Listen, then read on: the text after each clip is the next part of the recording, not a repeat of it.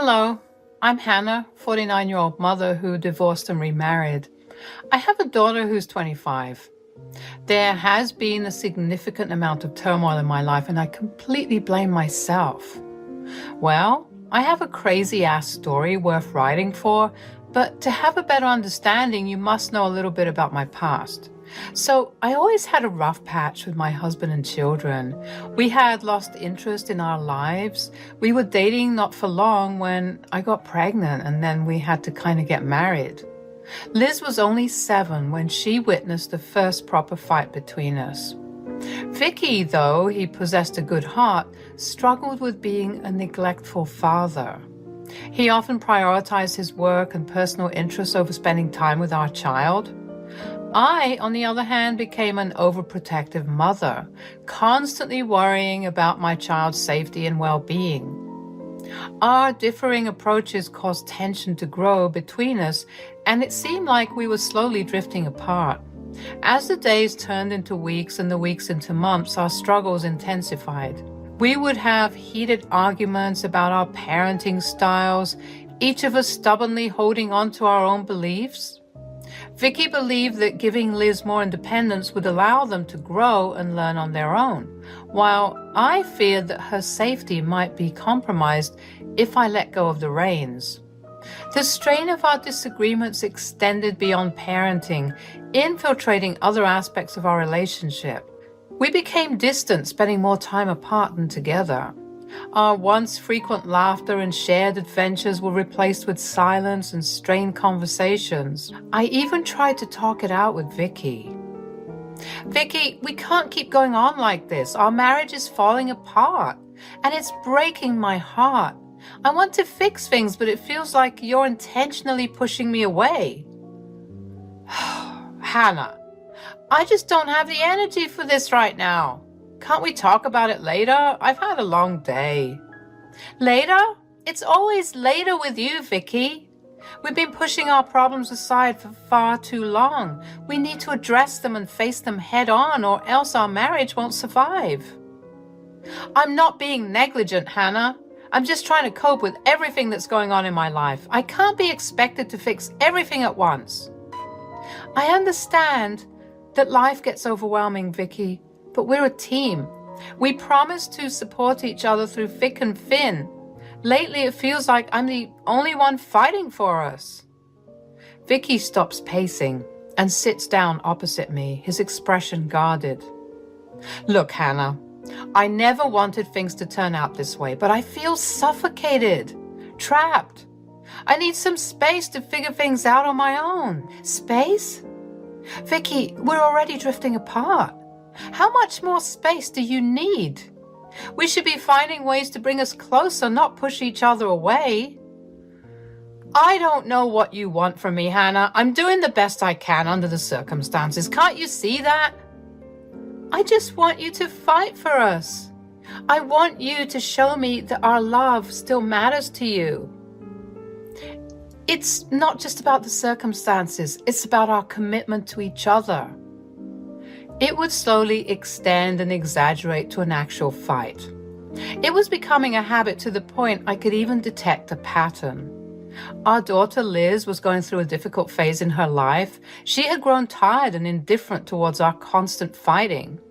Liz was a thoughtful and introspective young girl, wise beyond her years. At least that was the impression that I got from her initially. While she understood that conflicts were a part of life, she found herself exhausted by the ongoing battles that we were having. As the arguments escalated, Liz's spirit seemed to dim.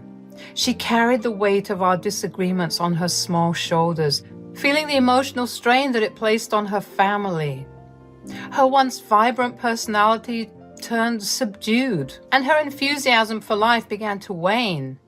She would give monosyllabic replies and sometimes not even eat dinner with us. After a few years, Vicky and I separated. Liz was just 15. I felt so terrible. She had to deal with our mess through her important phase. She would often avoid facing me, sometimes even skipping school. I used to work 2 different jobs at the time ever since my child was born to support our finances.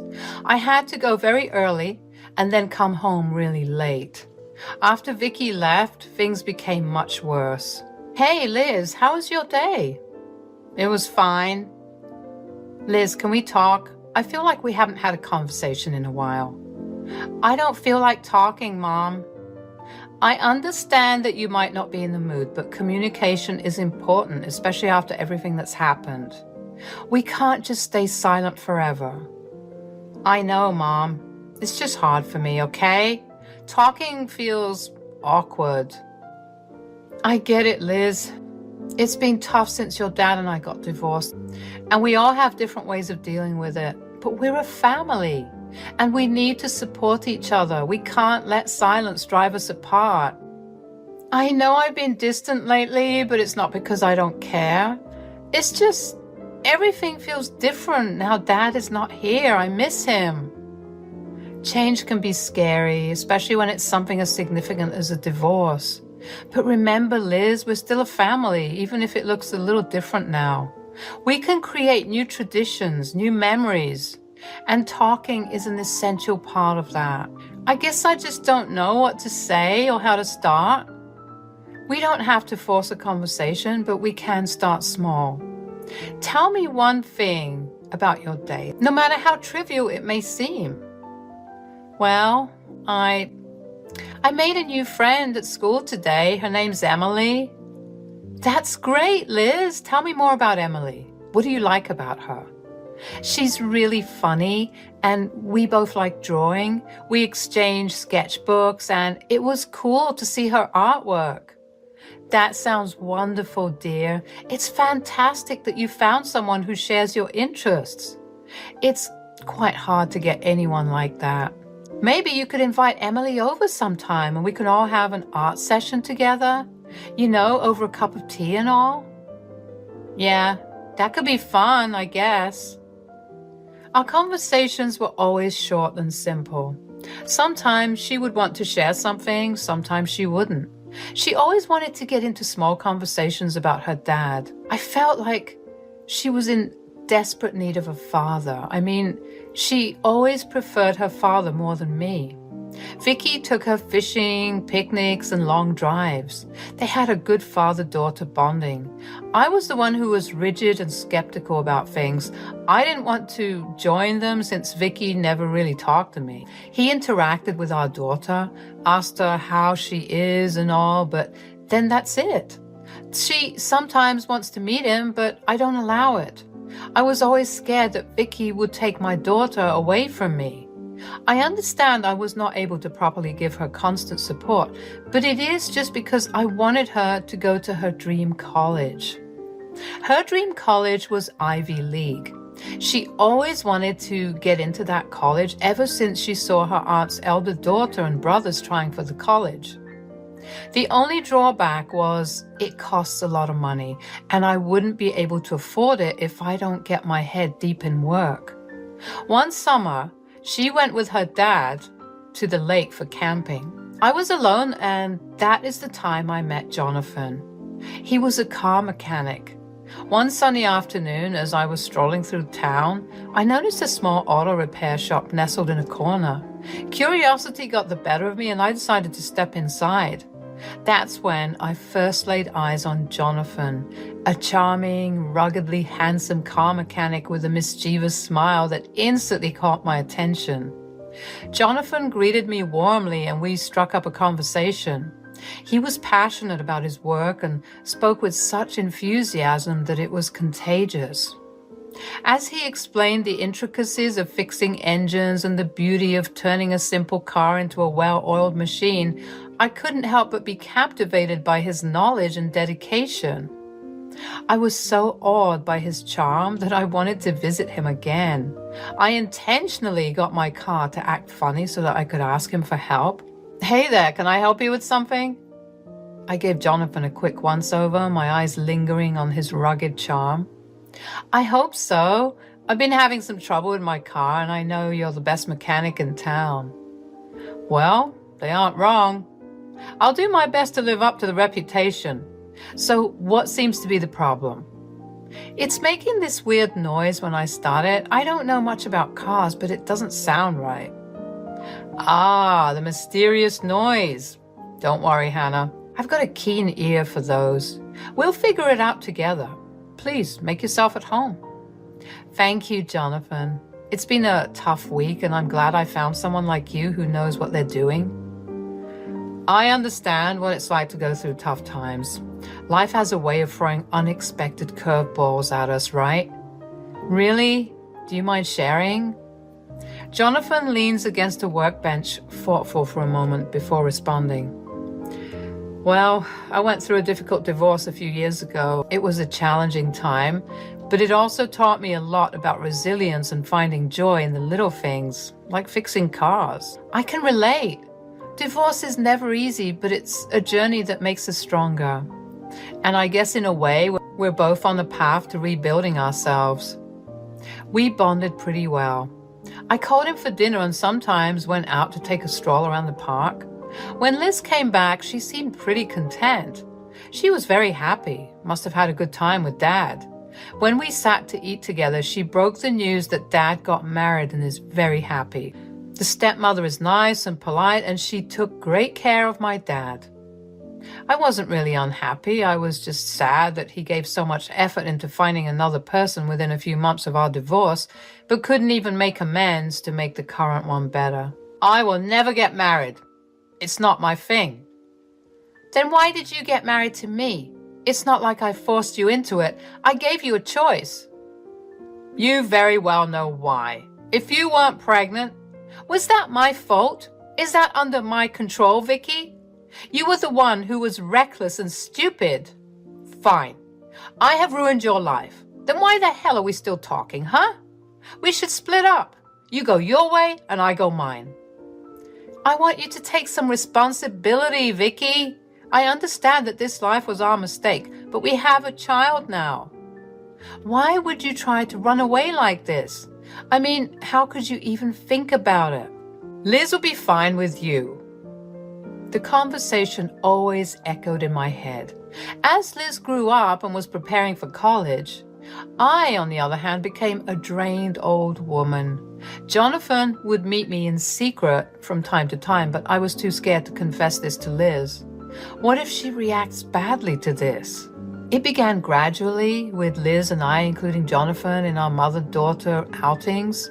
At first, I feared that Liz might feel overshadowed or neglected, but instead, she welcomed his presence with open arms. He took the time to understand Liz's interests and hobbies, supporting her in her endeavors with unwavering dedication. Whether it was attending her birthday or teaching her how to ride a motorbike, Jonathan always made Liz feel seen, heard, and loved. But as the days turned into months, Liz began confiding in her stepmother, seeking solace and guidance. They would spend hours engrossed in conversation, sharing stories, dreams, and even their worries. Their connection was built on a foundation of trust and understanding, a relationship that blossomed naturally and beautifully. It wasn't long before I realized that Liz preferred the company of her stepmother over me. At first, it stung, and I couldn't help but feel a twinge of jealousy. But as a mother, my ultimate goal was to see my daughter happy, and it warmed my heart to witness the genuine love and affection between them. Are you going to Vicky's? Yeah, after class. Why? Class is going well? Made new friends? Yeah, Mom, it is. Bye. Do you want Jonathan to drop you? No, it's cool. Dad will drop me. He's waiting outside. Okay, bye. It was not like Liz didn't like Jonathan. She was rather conflicted with her life. Her stepmom was probably a nice character. I wouldn't know. I have never seen her. The shock came on me when ultimately she decided to move in with Vicky and his wife. I wanted to stop her, but I couldn't do it. I know many will think she was being ungrateful because I was the one paying her bills for college. My body broke. My shoulders heavy with burden. I felt like I lost my flair for living because I was so hooked on working hard for her. I had to leave one job and even emailed Vicky that I can't go on like this. If he can contribute to her, that would be good. I have done my part of the bargain. Jonathan spoke of his son a lot. He said that he left after knowing that his mother left him when he was an infant. He probably has never seen his mother's face. Jonathan had burnt all her pictures and thought that his son would come to terms with it. But he was misunderstood, and then his son left. Jonathan, is everything okay? You seem a bit off today. Jonathan looks up, his eyes reflecting a mix of sadness and frustration. It's my son, Ethan. He left home last week and I can't help but feel like I've been played for a fool. What happened? Did something go wrong between you two? Jonathan sets down his tools and leans against the workbench, collecting his thoughts. We had always been so close, but lately he's been asking a lot of time about his mother, my ex-wife. She was very childish and loved being pampered. She loved me a lot, as she said, but when she got pregnant, she started suffering from postpartum depression and then became worse. One day, she suddenly left me without a word. Later on, I found out she had settled somewhere else. Ethan was just an infant. I took all his responsibilities myself. Has Ethan given you any reason to believe that he was manipulated? Jonathan's frustration started to seep into his voice. He's been acting differently, echoing his mother's words, questioning my decisions. Kept saying that I'm forcing him to not see his mother, and I am the villain in this relationship. I feel like I've lost my son. I reached out and gently placed a hand on Jonathan's arm, offering comfort. We stood by each other. We were each other's mental and emotional support. I have received a letter from Vicky saying that I should continue paying a bit since he doesn't have his earnings strong. I said yes for the time being, but I don't have the energy to continue 2 jobs like that. A few years later, when I received a call from Liz, she announced to me that she was going to get married.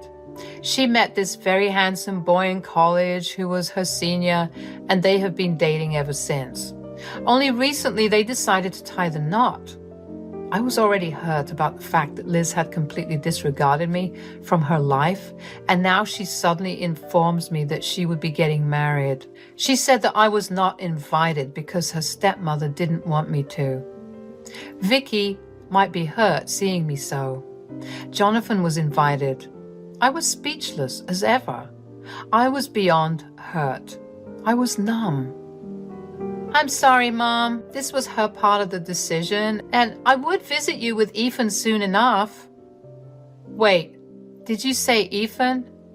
Yes, my fiancé. His name is Ethan. Sorry, I forgot to mention that before.